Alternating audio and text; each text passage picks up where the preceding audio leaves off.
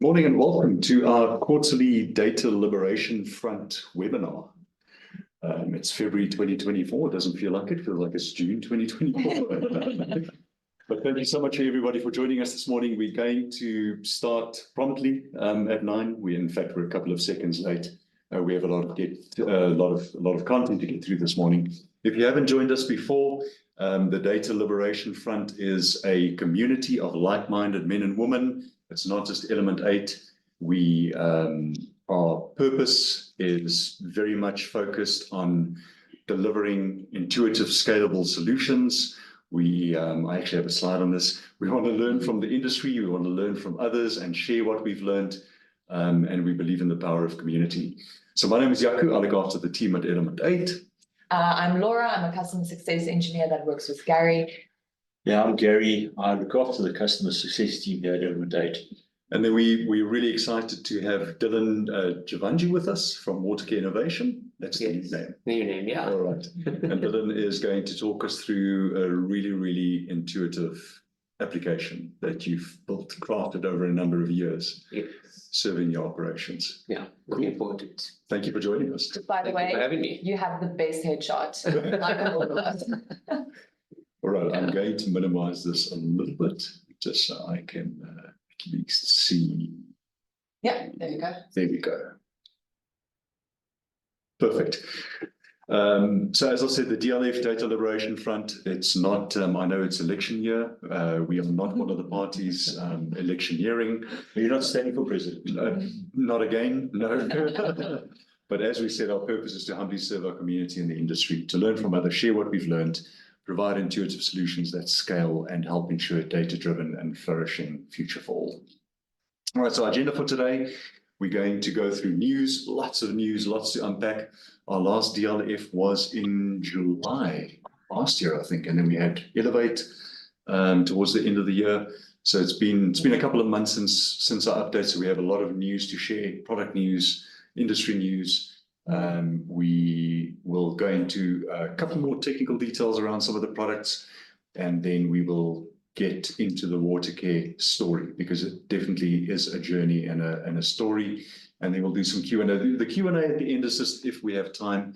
Again, if you have any questions, we actually want to change it up a little bit today.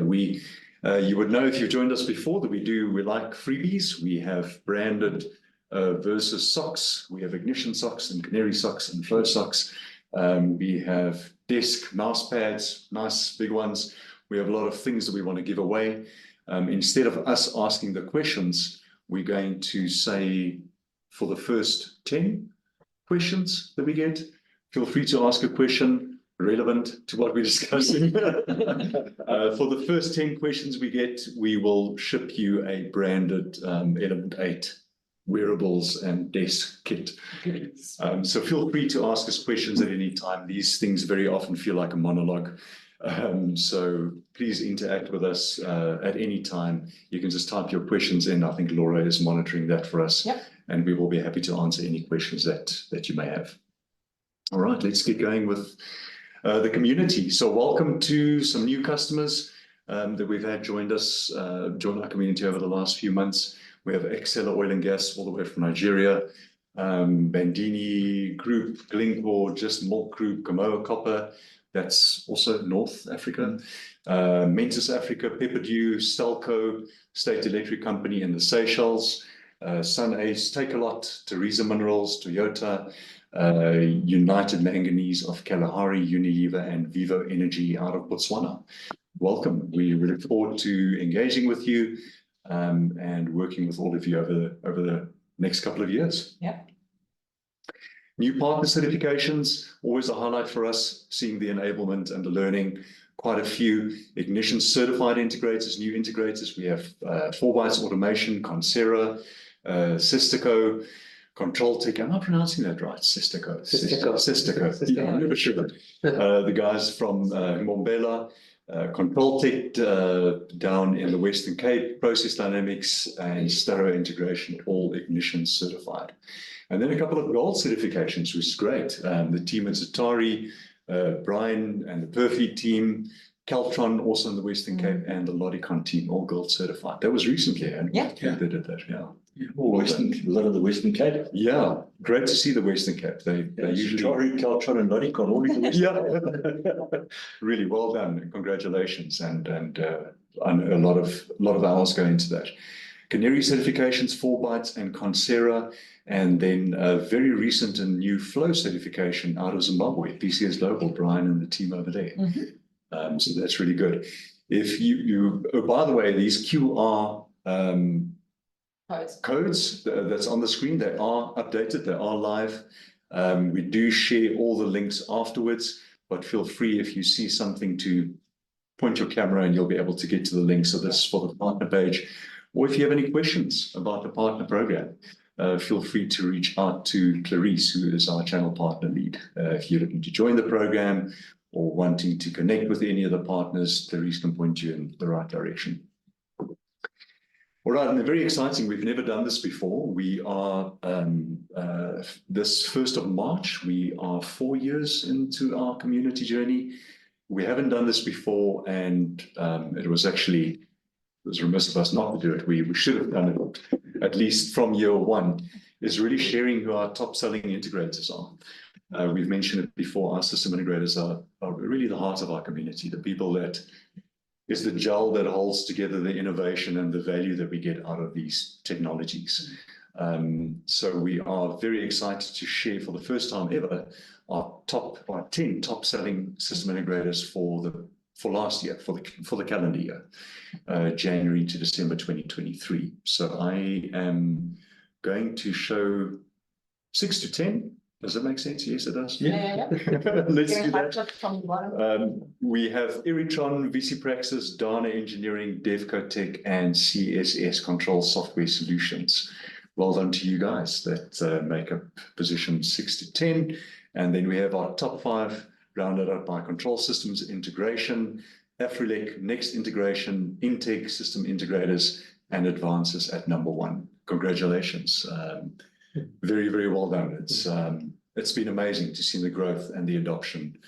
And I think Advances were also number 12 on Inductive Automation's top 100 global list for the month of January. So it's one month into the year. The Advances team, well done. If you can maintain for the next 11 months, that'll be great. But congratulations, and again, just our sincere gratitude for contributing so much to our community with you. Upcoming training, obviously enablement is a big part of what we do. This is just for the month of March. There's a couple of courses, Ignition Canary and Ignition Perspective, and Ignition Core and Canary, all virtual. And then we have Flow Core and Flow Advanced towards the end of the month, which will be hosted here in our office in Johannesburg. Yeah. A busy month for you, Laura. And to Yeah, lots of training happening. Training is, of course, available at no charge to our system integrator partners, but you can get all of that information on the link on the screen. We love hearing this. You would know that if you're active on LinkedIn or you visit the forums or the pages quite often, there is a lot of information out there. There's a lot of resources, there's a lot of webinars, there is really a lot of content to consume. So why we like this is we really share our kind of our top 3, I suppose, things that we're watching that you may find valuable. This is our pick for the last couple of months. The first one is a webinar with Inductive Automation, how to empower innovation with unlimited licensing. And it really does focus on the pain points around conventional licensing models and cost, and how you can build a business case to overcome that barrier with Ignition. Very different to the typical, very technical webinars, but a very good one. And then 2 real goodies from Flow. I think Jeff put together both of these.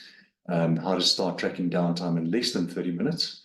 So in other words, track your downtime, classifying events, perform analytics around your downtime occurrences in less than 30 minutes.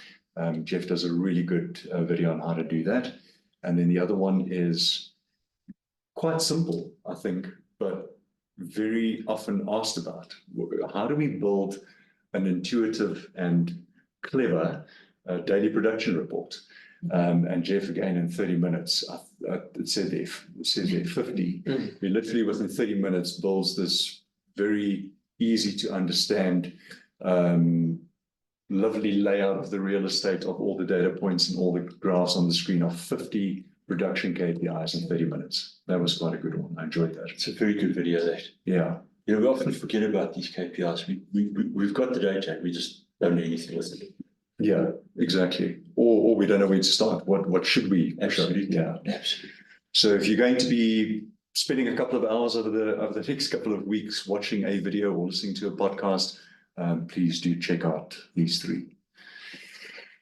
On the event side of things, you may or may not be familiar with the ICC. We refer to it as the ICC. It is Ignition's Community Conference. It will again be hosted in Folsom this year in September, 17 to 19 September. Amazing event.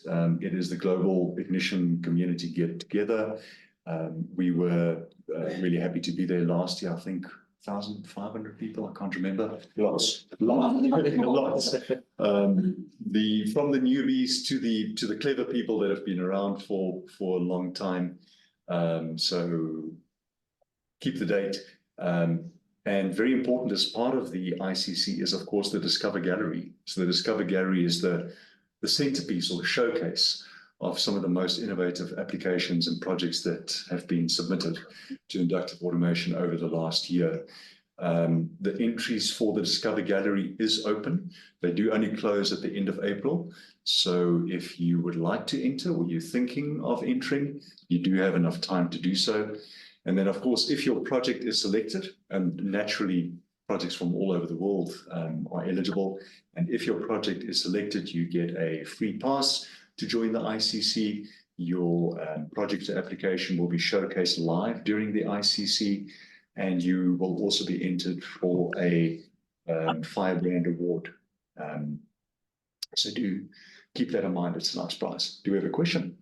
Yeah, we do have a question, but aren't we keeping them for the end? Okay. Yeah, we can give that one, Miguel. We have that one. We will answer it towards the end if that's okay. Thank you very much. But yeah, just for asking a question, Miguel, we can send you some sexy giveaways. There is the link to enter, but again, we will share that with you afterwards. It's a very simple application form that we complete online for the Discover Gallery. You may or may not have seen, not that it's huge news, we're really excited about this.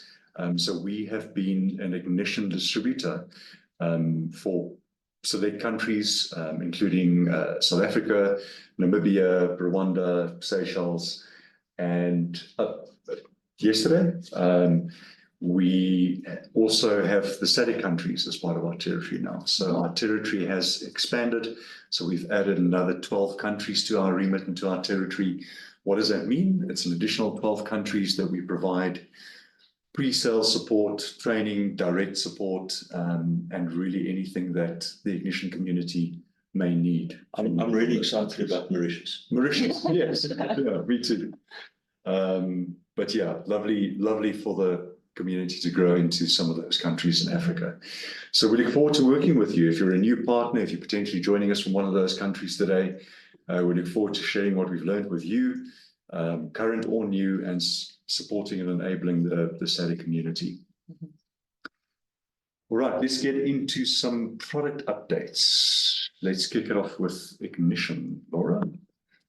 And Snowflake. And Snowflake. So there's not a lot of current exciting updates with 8.1, except for probably the Snowflake part, right? So Snowflake, if I understand it correctly, is slang for somebody who misses leg day at the gym. Is that a Snowflake? We're not gonna out a few people in the audience today. We're gonna keep it simple, keep it smooth. Right, so what we're going to chat about first is CirrusLink and Snowflake, right? So there's a new module created by CirrusLink called the IoT Bridge for Snowflake. Now, this module takes your standard MQTT Sparkplug data. It utilizes what is called snow pipe streaming, right? Brand new concept. And it pushes it into Snowflake, where it can then take your data and it can use it across different business enterprises that can run on like Azure, AWS, and Google, right? So before we jump into the architecture and take a look at what it is, let's maybe just start with what exactly is Snowflake. Yes. Right. So I'm guessing some people may have heard of Snowflake, but majority likely not. yeah, exactly. So it's kind of making waves in our industry. It's quite new. They've mentioned it at ICC, especially when it comes to the MQTT architectures. So Snowflake is a fully managed software as a service that provides single cloud data platform for, wow, quite a lot of things. Data warehousing, data lakes, data engineering, data science, data application development, and then secure sharing and consumption of real-time and shared data. So Snowflake just features an out-of-the-box features like the separation of storage and compute, on-the-fly scalable compute, data sharing, data cloning, and third-party tools that they support in order to handle the demanding needs of a growing enterprise, right? So that's quite nice. So MQTT, if you're not familiar, we often use these three-letter acronyms. MQTT, if you're brand new, message queue telemetry transfer is a protocol where Sparkplug is the namespace definition for MQTT. And maybe we should explain that. Yeah, so here is a nice example of it's not a full architecture of MQTT on a network, but take into consideration that MQTT is needed for this kind of usage, right? So if we take the IoT bridge for Snowflake module and we want to take a look at where you would implement that into an existing Ignition architecture. Let's start on the left-hand side where we have iGnition that is installed at the enterprise level, right? It talks to all of the devices and where all of the data models and the UDTs get created. So that's either Ignition Edge, which has IoT, or it could be a standard Ignition with the MQTT transmission module. Yeah. So there it can get initiated into a digital twin, which is then technically the asset of a UDT.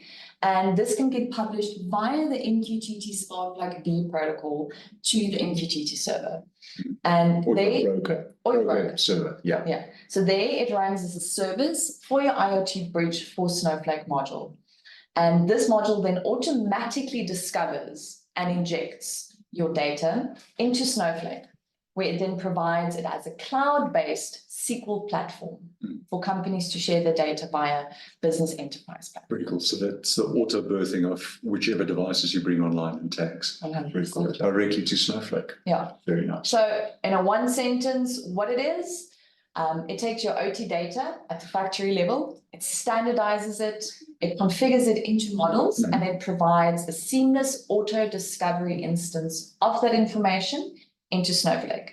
Then you can utilize that data as so it's data ingestion, standardization, modeling, all from source. Yeah. Very nice. Very cool. Right. So that is just the overview of. I need to learn more about Snowflake. Awesome. Right. Okay, and then we are jumping into the highly anticipated Ignition 8.3. It's out. No, it's not. People excited. Well, everyone should be excited. All right, so at ICC, they have obviously announced the new LTS version of Ignition 8.3. So LTS is just simply long-term supported version. So we're currently on 8.1, which is the current LTS, and 8.3 will be the next long-term supported version. If you ask where's 8.2 in the questions, we will not be giving you socks. Yeah, I think the official response as to what happened to 8.2, I think Kevin and Travis decided they're gonna skip it. Skip it, yeah. Because if Apple skip versions, they're going to do it as well. So there's no 8.2, we're going to go straight to 8.3. 8.3, okay. So the 8.3 release candidate is scheduled for late 2024 at around ICC again this year. And we're very excited about all of the features that it's going to offer. And you can expect official release in early 2025. So release candidate this year in time for ICC official release next year. Nice. Correct. So some of the cool things that they've mentioned.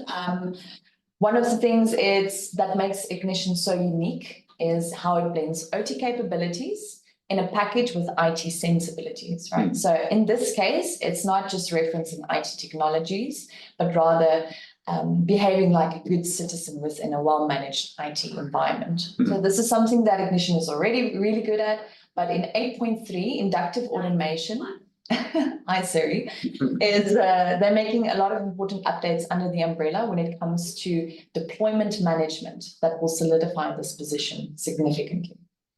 Right. So then the second one is Ignition's new time series historian model. Okay, so Ignition's current tag historian system allows us to turn any type of SQL database into industrial historians. Now, that ability to store your data in an open system that is built around IT technology and infrastructure has a very good impact on, how can we say, collaboration in the IT/OT environment. Correct. The ability to play well with others. Yeah. So they're taking that feature, they're expanding it, and this change will allow the implementation of brand new high-performance time series historian, which will then just be a blend between simply working, like they like to say, and it pretty much being based on an open, non-proprietary data. Very interesting. Nice. Okay. Yeah. Very excited about that one. So the next one, it's event streams. Now, event streams is a brand new concept that they're introducing into Ignition, and it's technically what event streams will do is it will make the consuming and processing of data, the subscription and the streaming of this data much, much easier. Right. So this is the biggest change regarding how Ignition will connect to and integrate with many different data sources. And customers will be able to subscribe to multiple streams of event data at once, and then have a convenient way to process that data within Ignition. Both in and out. So you have the contextualization of real-time historical data with the event context overlaid. Exactly. Yeah. Very nice. It took me a while to figure that out. They were very hush-hush about it. Event streams. Very cool. Okay. So the next part is for our hardcore Ignition lovers, right? I've got the best news ever. You'll be getting your highly requested native drawing tools in Perspective. So It's very exciting. he's like, yes, Yeah. I'm a hardcore. All right, so Inductive Automation has committed to providing an absolute first-class vector illustration suite for Perspective. And that also includes intuitive controls for nearly all of the entire range of capabilities that comes with building SVGs. That's a redesign, essentially. Yeah, technically. So that's amazing. And then also the gateway will be getting a completely new look, right? Now this rewrite will offer more dramatic, how can we say, functional, snappier, visually appealing type of user interface. And it's designed for scaling and efficiency. I'm very excited. And then lastly, of course, as always, there's an important security update coming with 8.3. Now, Inductive Automation, they're going to replace like a handful of mechanisms with more secure technology. So security is of utmost importance when considering the environments, that Ignition is usually used in. And there's a lot of standards that needs to be met. So this is why the technology that is being used in supporting web interfaces for the gateway will be updated, and it will be compatible with external secret management that will be added. Okay, so what is external secrets management? That is just where your secrets like passwords, SSL certificates, encryption keys, all of those things that currently live in the gateway, that will move to be it will live outside of the gateway. So that is something that's very exciting. Nice. Right. 8.3. Looking forward to that. I'm sure we will receive a lot more information about 8.3 over the coming months. Do we want to pause and just check if there's... Yeah, so I see Marcus has a question. Does it only work with Sparkplug? What about systems that do not have Sparkplug? So that is, I assume, for the Snowflake. Yes. So currently they do specify you need to use Sparkplug. So it is Sparkplug V. Systems that do not have Sparkplug, I'm not exactly sure. They didn't mention if it's possible, but I don't think You've got to use Sparkplug. Yeah, because that authentically drives the auto birth of the data. So you have to use Sparkplug. And then Miguel has more questions. Let's hear it, yeah. All right, so does Snowflake work with standard hardware which supports MQTT communication? I think that's the same question. Yeah, so in other words, to use the IoT bridge for Snowflake, it is on the infrastructure of MQTT with Spark B. Correct. Yeah, So it ties in with the previous question. And the It gets IoT installed- bridge is hosted in the cloud. Correct. Yeah. So it gets installed on either the gateway or the cloud, whatever additional Ignition you are using.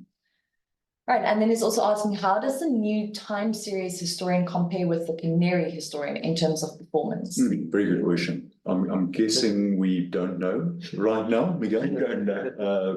We do not. We haven't seen any kind of performance testing or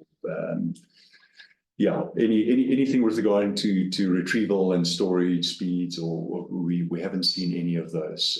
It will be good to understand that, once it is released and once it is available, Yeah, so we want to, when the release candidate gets released, we are very keen on getting our hands on it, doing a lot of tests, seeing the actual performance in real time. All right.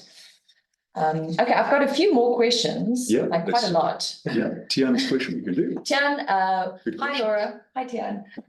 Will existing licenses be able to upgrade free of charge, or will a fee be required to upgrade any Ignition license to 8.3? Great question. Great question.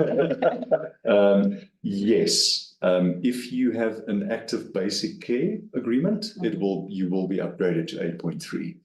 Free of charge. Free of charge. Yeah. Basic Care provides a free upgrade to any minor or major version. Yeah. If you do not have an active or current Basic Care support agreement, it will be available. The upgrade will be available to purchase.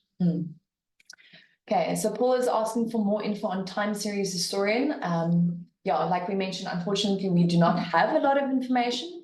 They also just gave us like little teasers for what to expect in 8.3, but we will definitely be sharing with our community anything that we find, when we get more information. Inductive Automation also releases everything publicly on LinkedIn if there's anything new. So we will keep everyone updated. Yeah, and I'm guessing we'll get a timeline around release candidate, a little bit more concrete timeline around it over the next 2 months or so. Yeah.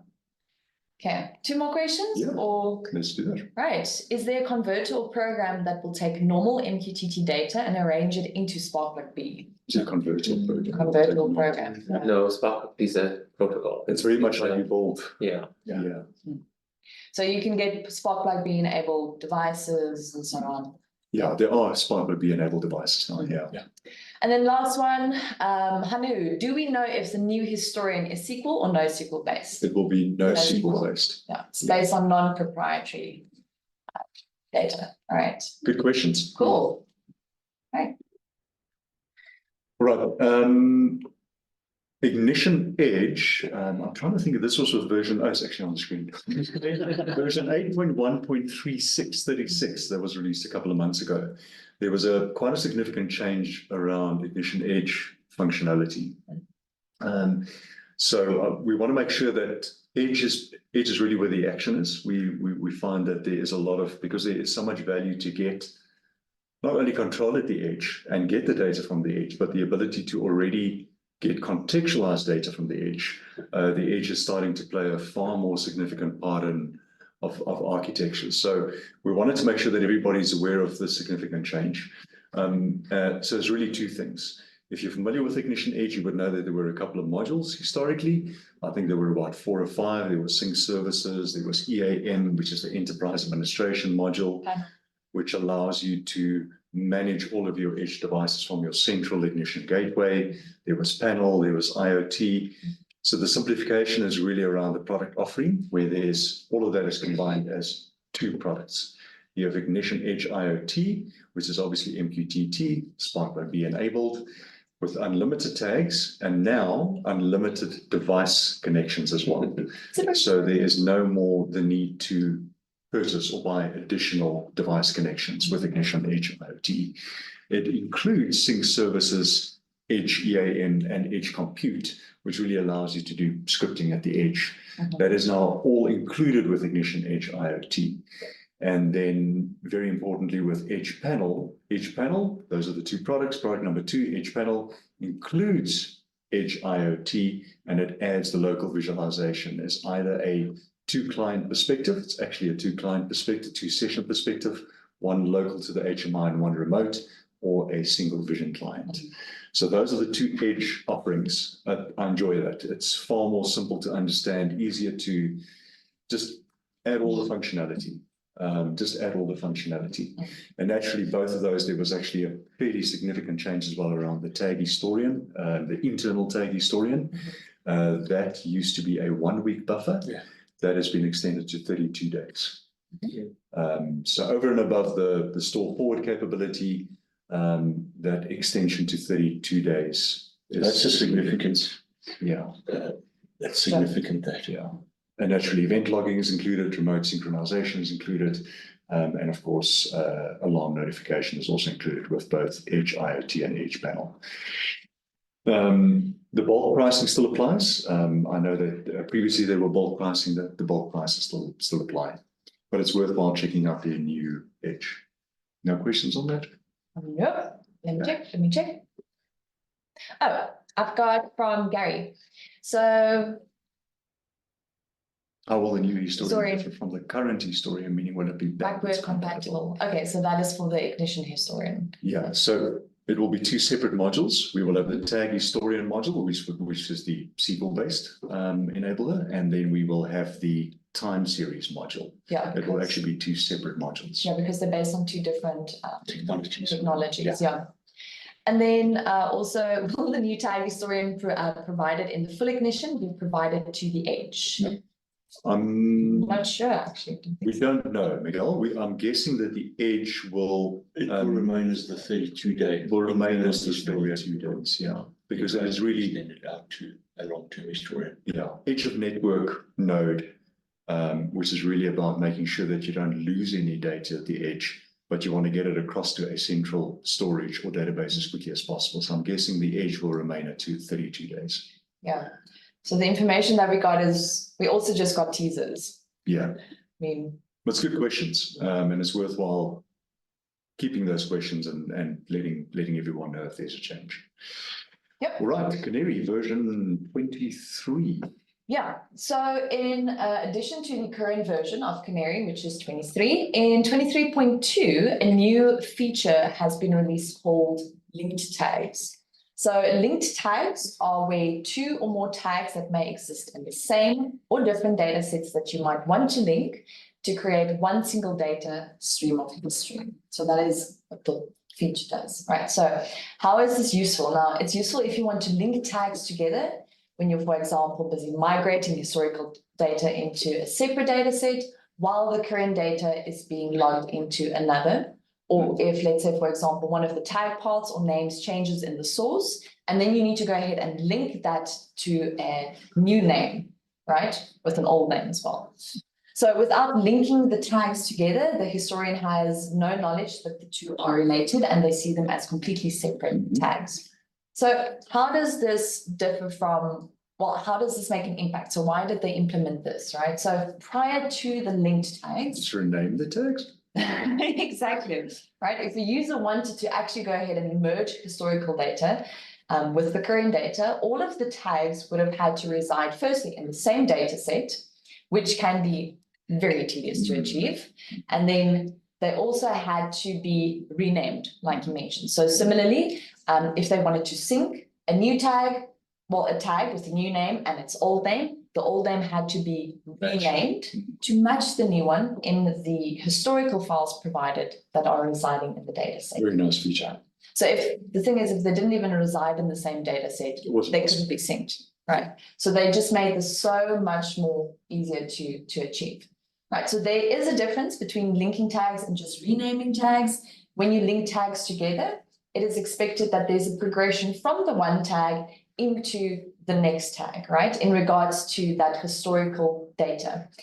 There might at times be an overlap of data. If there is, then you will have the option to decide which tag's data takes precedence. And again, just renaming tags, that's exactly what it is, right? You just take one tag, you change the old name to the new name, and that then just allows you and gives you the option to start syncing these tags. It doesn't automatically do it for you, Nice. right? Right. And then there's also a new version of Canary coming. It's always so exciting announcing new versions. This is the Canary team. I mean, this has been probably we've been The focus for the last year. probably the plus. last year. Last Yeah, year. significant amount of resources and effort that they're putting into version 24. Yeah. And I think probably primarily because of our little friend that you see in the bottom right hand corner, Yep. which requires pretty much an entire rewrite. Yeah, if you think about it, Canary's been going since 1985. Yeah, The technical debt into Microsoft is yeah. But yes, Linux support. Exactly. put all of that out is not trivial. And it's also because they're switching over the 24 to use .NET 8. That's So right. they do a complete rewrite of that as well. So 24 is a big release. Yeah, so it can be expected to be released a little bit later this year. We don't have a set date currently, but there's a few new features. So first one is the licensing. This is like super exciting. Clients will have the ability to push their licenses back into the Canary license server, and you can use it on any other installment as you wish. So no more contacting us. We're having to reset licenses. You guys can start doing this yourselves. And then in Axiom, automated reports will be able to include multiple screens in a single report. And these screens can also come from different applications, different Axiom applications. It's cool. So that's awesome. Then the third one, some of you might be very excited. Some of you will have absolutely no idea what difference this is going to make, but the calculation sender sessions will be combined into a single sender session instead of one for every single calculation. So big improvement. Big change.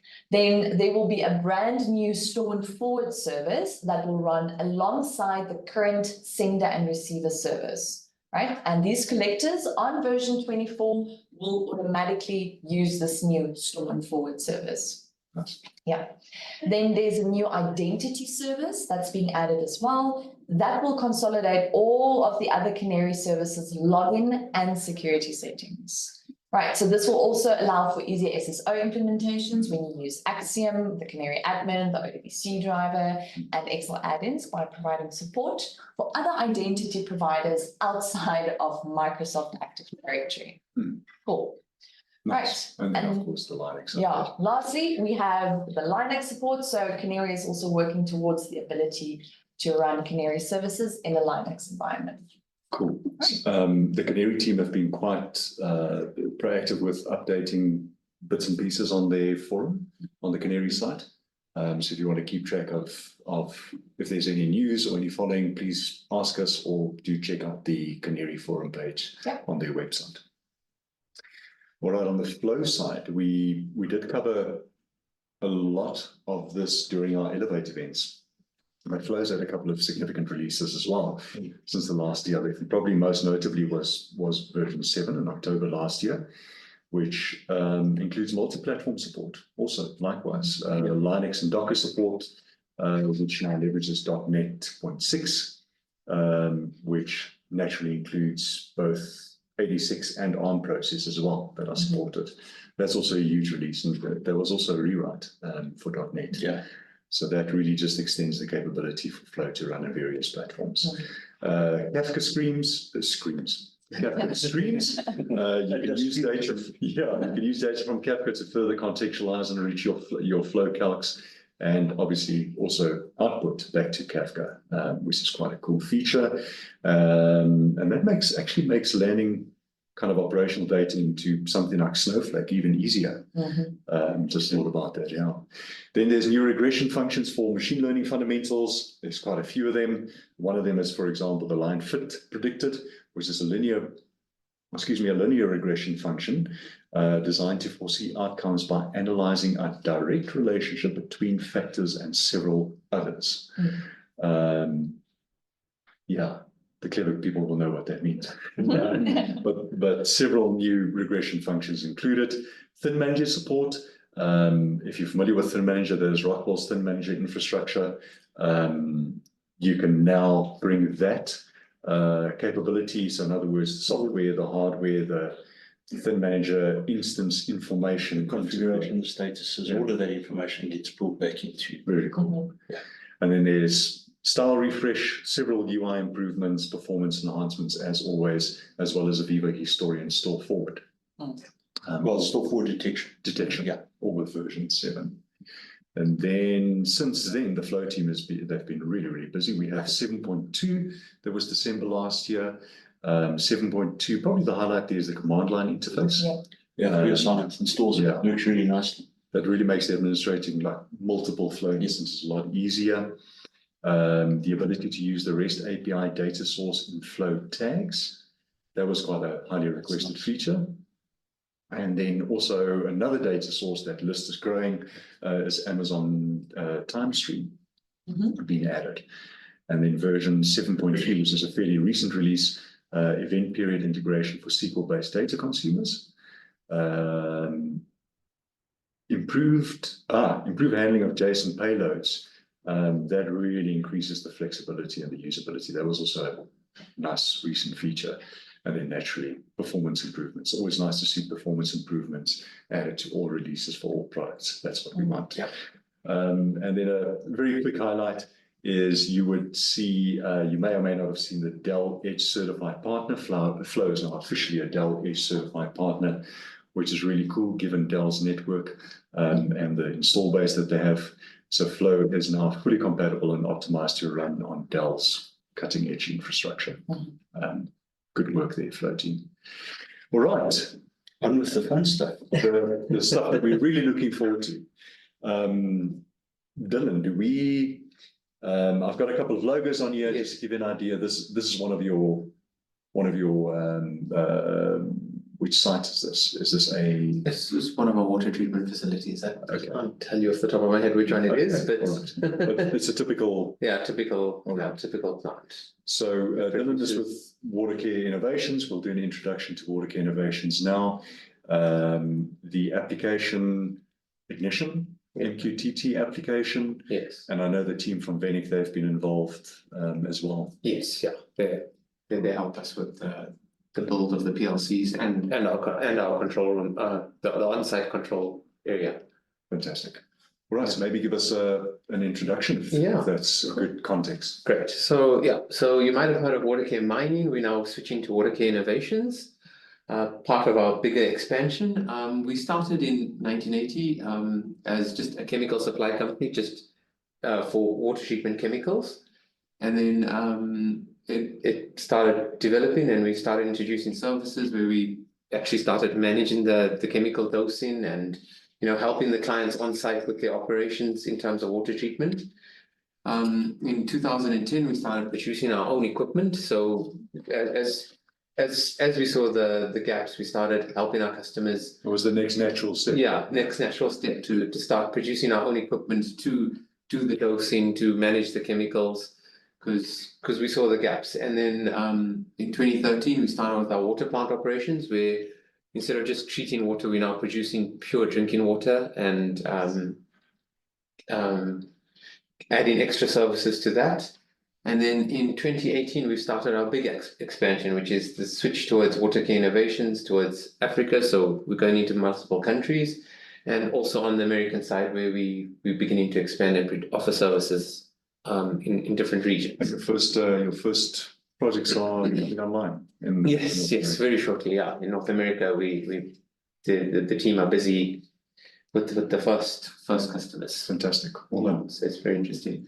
So this is just a key diagram to show you the different divisions within us. We have our chemical side, which is providing chemicals and custom chemicals for treatment. Your boiler systems, your cooling systems, thickness, disinfection. We are ISO certified, and then on the services side, that's where we go more specific.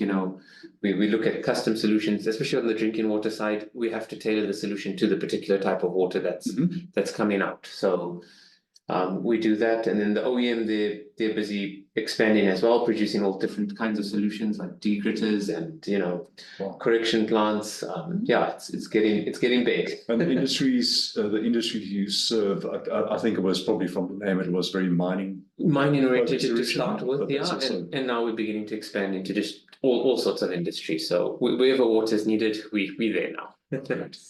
Yeah, so getting big. Right. So, yeah, I think we can move on, and then this just shows where we are at the moment. So you can see in Southern Africa, we cover quite a lot. Got our Northern American side and Australia on the other side, and yeah, so very exciting time to be at the company. And do you have a view to include kind of regional views into your current application? Yes, we do. Wow. So yeah, and then this gives you an idea of how much water we treat. So we get the mine impacted water, and then we produce. That's not milliliters. Not at all. Megaliters, and then yeah, so from the 110 we produce 58 for environmental discharge, so it can be safely discharged into the environment. 42 megaliters of drinking water, and then you have the little that you have to produce into the waste streams. So yeah, 15 plants currently. 15 plants currently. One went online yesterday. There's another. And you're with us this morning. That's Yes. great. That's confidence. That's confidence. Yeah. Yeah, and another one going on in the next month or two. So yeah, It's amazing. getting busy. Fantastic. Yeah. All right. So there's a lot of very important points on this slide. Yes. But I think maybe as a departure point, your journey with this specific application Yes. started in 2018. Yes, Maybe 2018. that's a good start. So you took your engineering and your IT qualifications. No, not at all. No, so my background is I studied economics and IT, but business IT. So we saw Watercare saw what it needed to do, and there was a nice vision to start with. You know, Watercare knew what we wanted to do in terms of we had these plants and they're all separate and they all have PLCs and they have data going on, and we're like, okay, the idea was let's first be able to monitor our plants remotely, and then after that we'll build the whole vision through, and that's where we started. So we started with the ability of wanting to monitor the plants remotely, and we looked at our plants. I think back then there were probably about 7, and all different PLCs on site, and you know, all different stuff happening on site. As it typically is. There's various. Yes. Yes, and we started the journey with Vinnick back then in 2018 to try and, you know, spec and understand how we're going to get this data from the site into a central location where we can monitor and manage it. When we were looking at it, we were looking at how do we want to do this. So first thing, we want to be open source compatible, and we saw that there were a lot of solutions in the market back then, but a lot of them were tag. You know, they're priced per tag Restrictions. Yeah, and that's where obviously we had to look at cost, and then also we wanted it to be community driven. So when I joined Watercare, my first job was to say, how are we going to do this? So I had a look and looked at all the solutions out there, and that's when Ignition came into the radar. It looked like something that could work.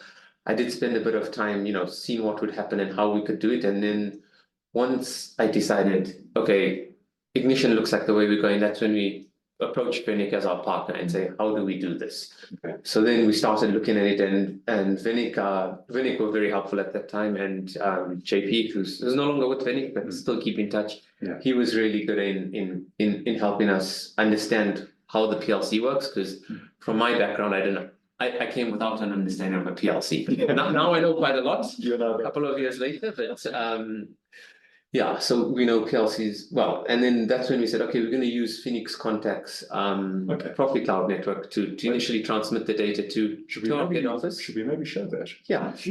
This was the initial architecture. Initial architecture. We had the Phoenix Contact PLC, we had the local HMI, and then we went through the Property Cloud network, and then the Property Cloud network took the data, sent it to Germany. Came back down to Randfontein where we had a Property Cloud. Seems very efficient. No, back then it worked. Now we'll go to the new structure later on, but this is how we started. And then there's the Property Cloud coupler at Randfontein, which gave the data, and you could then see the data locally at Randfontein. And then from Randfontein we connected to our Ignition cloud instance, where then it made it available to PC and mobile at the control room, and then you could be wherever you wanted. You didn't need to be at the office. You could be at home. The engineer could be at home, and they could see the system. So a couple of interesting things. Sorry to interrupt you. At No that problem. time, it was a cloud instance. Yes. Immediately And that from the start. could be various things. It could be a private hosted cloud, a virtual environment. It could be a desk under your under a machine under your desk in the Yes. office. But you decided to opt for that from From the get-go, yeah. From the get-go, we wanted our data to start sitting in the cloud. So it just makes it more accessible. Less management on our side, less depend, well, back then there was still a big dependency on the Randfontein fiber. Being up and running. But we did have caching and all of that enabled. So when the connection went down, it would backfill the data, but yeah, so And it was vision based as well. It wasn't perspective. perspective, yes, it was all vision based, yeah. So yeah, a lot of security in that to look after as well, especially once you made it available to the cloud side. so there wasn't too much going on then, but it worked. I mean, it did run from the get-go. And I mean, I remember that very first day when I was sitting waiting for when JP was on site from Venic. and he's like, okay, we're ready to start streaming. And then we connected everything up and had all our systems ready to go. And he pushed the first tag and straight away you could see the feed water coming into the site. And like, it's a long time ago now, and a lot more tags coming through. So we've gone from, we've probably got about 28,000 tags in the system now. Yeah, I think we've got 28,000 tags. Yeah. Over 1,500 manual data capture systems. That's amazing. So aside from just Ignition, when we spec the whole system, we wanted to improve Watercare's entire data management system. Now, we do a lot of treatment for a lot of different customers. So we probably have about 70 plus sites within South Africa alone, where we've got, 70 sites that we're looking after systems for. And when you look at those systems, there's probably, after 70 sites, you've probably got about, close to 1,600 different systems on those sites. So it expands out quite huge. And all of this data is sitting on Excel sheets, on individual laptops. And so that's how it all started. So then what we did is, and that's one of the reasons we chose Ignition to start with as the base, because we saw it had the ability to do other things besides only talk to scale systems, PLCs. There's a lot of ability to build your own stuff within Ignition. So that's when we started building in all our manual data capture systems. And are those forms? Yeah, form based. Or circuit up of data? Yeah, form generally based at the moment. We are getting we did have some systems which we built manual FTP stuff to get the data walk and all of that. So we've done a lot, but so we've got a lot going on in terms of data coming into the system. This looks a lot more sexy. Simplified. Much more simplified. So we still have your PLC on the side there. Now we've got Ignition Edge. So you guys talked about Ignition Edge and the different versions. We are very happy with Ignition Edge on our sites. Standardize it. We've taken away most of the custom HMIs and we're using the Ignition HMIs now. We're still this is the default we go to now. And then it goes straight from Ignition Edge to the Ignition Cloud. No more Randfontein fiber, none of that happening. That's why MQTT. Yes. So if I look at the internet, you've got there in brackets mobile/satellite. So MQTT would aid a lot in keeping those costs down. Yes, because because of its low overhead and low overhead, Okay. So when we started, obviously we started with the Profit Cloud network, and then the latency became a bit of an issue, especially with the sites that are far spread out and all over. So I mean, our sites, they stretch from Durban, KZN, to the northwest. They're all over South Africa. So all different requirements in terms of what you need to get the data to run from site. So over MQTT now, the cloud Ignition instance does the historian, it does our alarming, it does our reporting. We've now switched, we're in the process of switching all of them from vision to perspective. Okay. We did actually start with the Ignition mobile module. So when it was offered, we did have the mobile module and we had that going. So that's the mobile for vision. For vision, mobile for vision. So we had that. And now obviously using perspective, which is. And in terms of I know we've got a screenshot of a scatter screen, but in terms of the design considerations for control room, for mobile, you went through that process. Yes, that was a learning process on its own because we obviously had our control room and we had. Let's look at the control room. Actually. Yeah, sure, no problem. That's the current setup. So quite a few screens. Yeah, a lot of real estate there. Yeah, nice. Yeah, 42-inch screen. So it does expand out quite big. So it is quite large. And we have our control room there. Generally, what happens is for the control room, just to give you a description of how we manage our customers' systems, is we'll have a technician on site in the morning, and then from 2 o'clock the control room starts till 6 o'clock the next morning, and then they manage multiple sites at the same time. One control room operator in there, but in our control room, our water plants engineers sit. Those are the guys who manage their plants individually, and they can see what's happening on their sites when they're in the control room. And it's good for feedback, because previously we didn't have the water plants engineer sitting there. Now they sit there, they can see straight away when something's not right, and they can call site, or they can tell the guy, let's get out to site. The most important people you need to keep your operation running. Yeah, Sitting together. yeah, they sit together and they can see all the sites at the same time. So Nice. And any of these apps can be like accessed from anywhere. yes, yeah. So they have their laptops, they have their phones, well, not all of the sites are on the phones yet, but we will get there. Lots of catch up to do. The new sites are straight away, Nice. mobile and thing, because they're in perspective. It's the older sites that are on Vision now that we've switched off the Vision mobile that we need to update and catch up. So you would have, by now, just based on the architecture that you have, you would have streamlined the onboarding of new sites. In other words, that Yes. should be a lot faster and a lot faster time to value. Yes, exactly. I That's mean, the if you look at our first site, it probably took us more than 3 months by the time all the tags were reporting, and you could see all the different systems, and it was only read only, so you could only see what's happening on site. Wow. Now you have all your tags that are available on, from the get-go, the moment they're commissioning the plant. So yesterday, even before commissioning, and we've worked very hard with Vinnick. So it's very important to have a good partner on that side, so that they know that, look, from the day the plant switches on, before the day the plant switches on, we want our tags to start recording history, to start seeing what's happening. So when you're in the commissioning phase and you're having your teething problem, you have all that data to go back to be able to investigate and see what went wrong when the plant started up. Yeah, you can start doing that fault finding and troubleshooting immediately because you have the historical data. Yeah, so yesterday, before backfill was on, our views were already done, the tags were already storing their history. Fantastic. It's good to go. This is what the new look looks like. So if Some situational awareness Yes. design there? yes, Very nice. yeah. So when we started, it was very colorful, and our control room looked very colorful. It looked very attractive to the eye. Yes. But for the control room Not helpful operator, for an operator. yeah, not good for the operator. So as we went on, we started learning, and now we've gone to this very plain look. So you have a lot of sites. I mean, the control room operator is looking at 12 sites at the same time. So those would, be then 12 projects, because Carl is actually asking if it's one project that you have, So multiple. no, so the way we've split it is we split the projects according to our department. So we've customized the projects to the Wouldn't different. be separate databases. Yeah, so if you remember when we started, we said we had the 4 main divisions. So like the water plants have the water plants projects. The chemicals and services team, they actually have 4 different projects within them, because each district operates a little bit differently and they need to see slightly different Some things. nuances, yeah. So for ours, from our side, we could integrate all the projects into one, but it's easier, and you don't want them getting, because we do a lot of development work, you don't want for example, the chemicals and services Northwest department getting an update when KwaZulu-Natal, Yeah.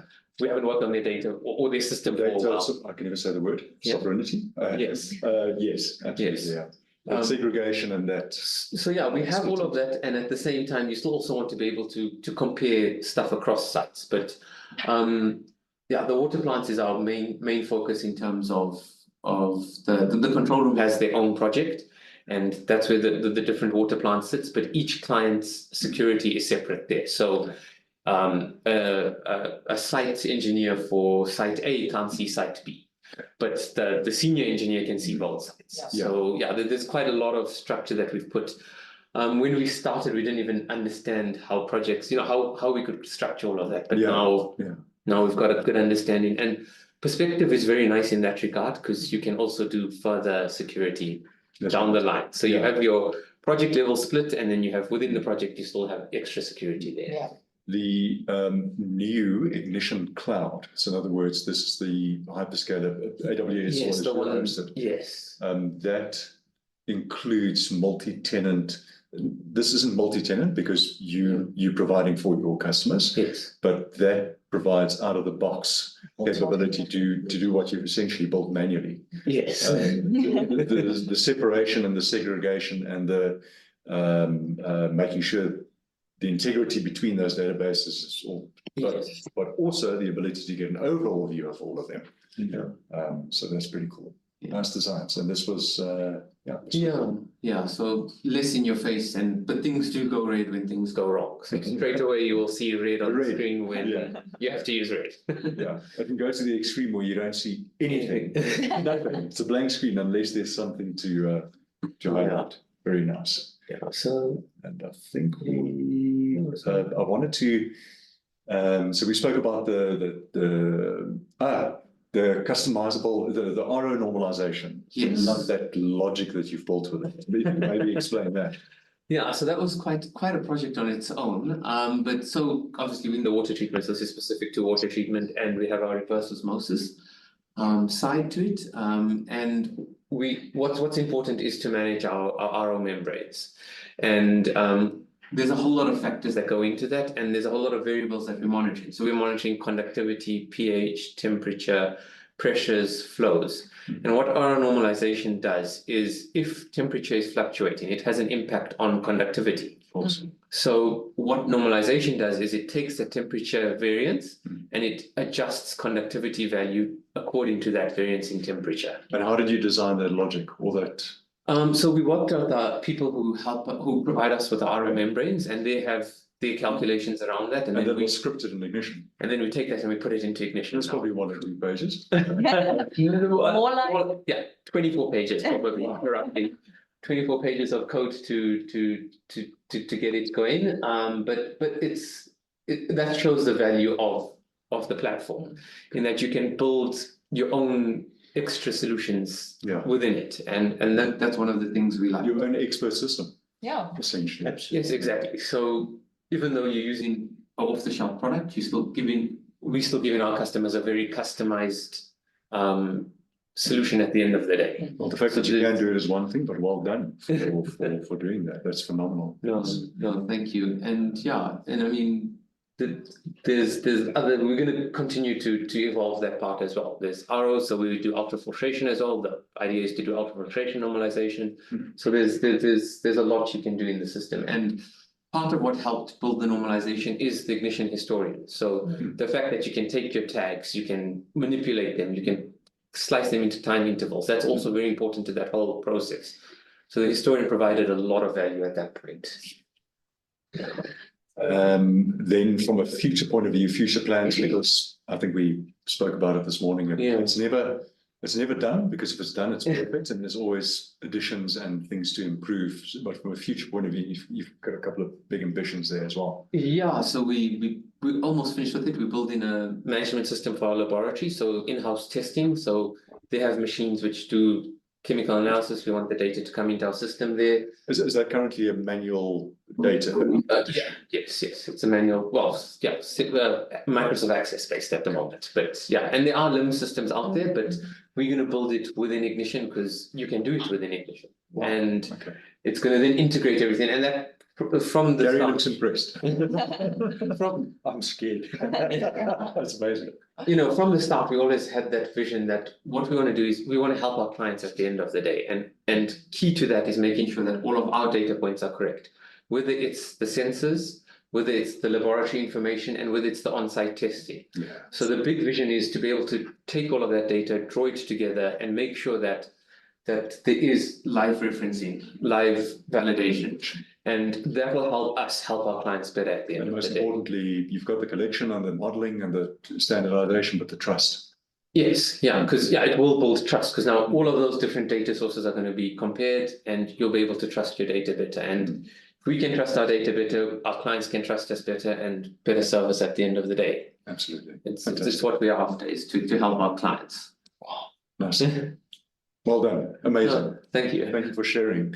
Yeah. Are there any other questions I've for? got two more questions, but not specifically for this. Oh, okay, all right.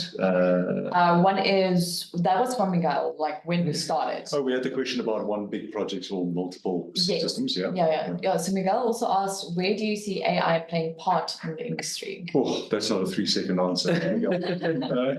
And then we have Paul also asking, will edge version support users from a database source? Yeah, so the AI, so machine learning as a subset of AI, yeah, that's going to take a little bit of building out and discussion more than anything else. On the Ignition Exchange, as an example, right now, there is a machine modeling template, essentially, that allows you to do some of the templating for your modeling that you eventually push out. That's available at no charge for free on the Ignition Exchange. There is a trend with something like Snowflake, utilizing their machine learning capabilities and offering as part of their platform to make sure that you get the auto birthing and contextualized tag data straight to a platform like that. There is the addition of Laura did a very nice integration with ChatGPT as an example. There's a lot to AI in general, in broad. I think machine learning is probably the area where, ironically, most people want to start without having the underlying infrastructure to actually get the most out of their machine learning. And flow is a critical component of that. Absolutely, and that's flow. Flow would be the bridge between those two worlds in most instances. Flow is going to take your historical data, give the context to it, and pass it on to your ML. Yeah, but that's just absolutely. So AI is a huge, exciting conversation, and I think whatever it is that you want to use or look at using, make sure that you have a platform that will allow you to interface with whatever it is that you want to do. Yeah. So good question, not an easy one.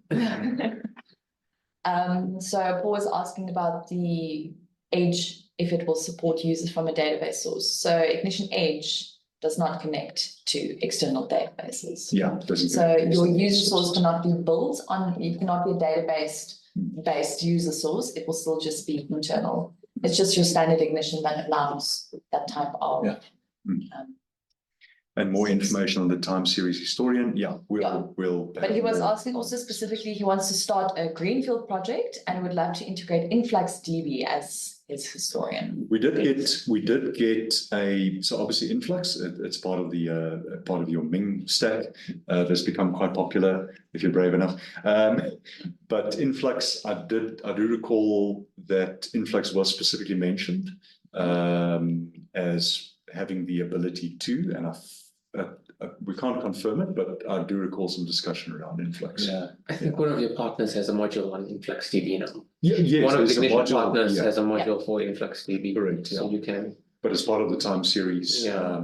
module, it will not only be an internal inherent time series module, but it will have the ability to incorporate other Open time source. series sources as well. Yeah, good questions. Dylan, any closing thoughts from you? No. You're okay to share some of the stuff? Yes. And one of the other things that I didn't mention is the community around Ignition, which we really enjoy. The forum is excellent, so yeah. Absolutely. Yeah, we enjoy the forums as well. We get a lot of ideas, and then we go check it out if someone's done it there. Yeah. No. Save us some time. What we love about the forums is that you'll post a question, you'll likely get a response from any number of people before someone like Inductive Automation or somebody at Inductive Automation would reply. Yes. It really is a very sharing community. Yeah. It's usually Paul. Yeah. But well done, amazing. Thank you thank you so much for sharing. I think it's it is nice for people to understand what they are able to do. You've done it over a couple of years, Yes. but amazing, well done. Thank you for having me. Yeah. All right. Few final thoughts. We are way over time, but the discussion was good. We will share the recording, all the links. Two final thoughts: LinkedIn groups. LinkedIn, love it or hate it. We've been searching for a platform where we can have, I don't want to say sensitive conversations, but more specific technical or community or commercial type of discussions. So we have created a couple of user groups On LinkedIn, we have one, we've created one specifically for Ignition and Sepasoft. We haven't even spoken about the latest Sepasoft release candidates and the updates there. We're not going to get to it. But there's a user group for Ignition and Sepasoft, as well as for Canary and Flow, specific to our community in Southern Africa. The forums is always a good place to go have a conversation. Direct is always good, but we feel that there may be an opportunity to get more authentic conversation in these groups. They will be private. We just want to make sure that we get the right people in these groups. But if you would like to join, you're more than welcome to join. We'll send links to those groups as well. And yeah, looking forward to good conversation outside of the usual marketing type stuff that you find everywhere. So feel free to join those groups. And then finally, Elevate. We Elevate last year. We did miss Durban. We had some folks from Durban flying up to Joburg. So we will include Durban as part of the roadshow at the end of this year. We don't have the exact dates, but it will be in October. So we're looking forward to also visiting the community in KZN. Cool. What are we missing? Very Missing exciting. anything? Well, I had 7 people. I've got a lot of questions, but 7 people asked them. So, Perfect. That's perfect. If we Right. have no other questions, we can close it. And Carl, thank you very much for the comment. Thanks for joining again. We'll share the links, share the presentation and the recording. Dylan, again, thank you very much. Thank you. And we will see you in 2 months' time. I can't remember the date. But we'll see you for the next DLF in about 2 months' time and 2 months' time. Thank you very much for joining us and have a good weekend. Thanks, everyone. Thanks, everyone. Bye. Bye. Cheers.